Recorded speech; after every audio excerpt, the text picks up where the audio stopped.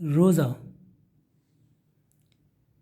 کتنے ایسے روزے دار ہیں جنہیں ان کے روزوں سے صرف بھوک اور پیاس ہی ملتی ہے، اور کتنے شب کو نماز قائم کرنے والے ایسے ہیں جن کے حصے میں صرف رت جگہ اور تھکن کے علاوہ کچھ بھی نہیں آتا۔ کتنی اچھی ہے دور اندیش لوگوں کی نیندیں اور ان کا افطار کرنا۔ ہر شے کی ایک زکوٰۃ ہے اور بدن کی زکوٰۃ روزے ہیں۔ اللہ نے روزوں کو مخلوقات کے اخلاص کو آزمانے کے لیے فرض کیا ہے۔ آپ نے کسی عید کے موقع پر فرمایا، یہ صرف اس شخص کی عید ہے جس کے روزوں کو اللہ نے قبول کیا اور جس کی نمازوں کا اس نے شکر ادا کیا اور وہ دن جس میں اللہ کی معصیت نہ ہو کی جائے عید ہے۔ روزہ بندہ و خالق کے درمیان ہونے والی عبادت ہے جسے اس کے علاوہ اور کوئی مطلع نہیں ہو سکتا۔ اسی طرح اس کا اجر بھی اس کے علاوہ اور کوئی نہیں دے سکتا۔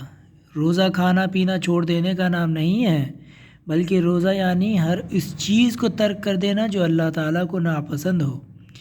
مجھے تمہاری دنیا سے 3 چیزیں پسند آئیں: مہمان کی عزت، گرمیوں میں روزہ رکھنا اور اللہ کی راہ میں تلوار چلانا۔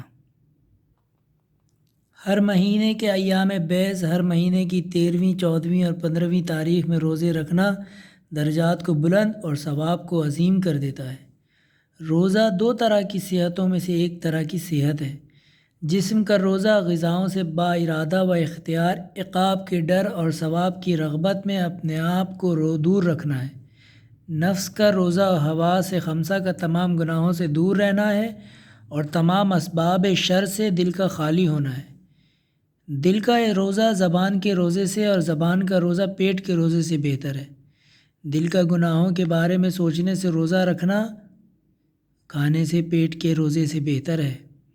نفس کا لذات دنیا سے روزہ سب سے زیادہ فائدہ مند روزہ ہے۔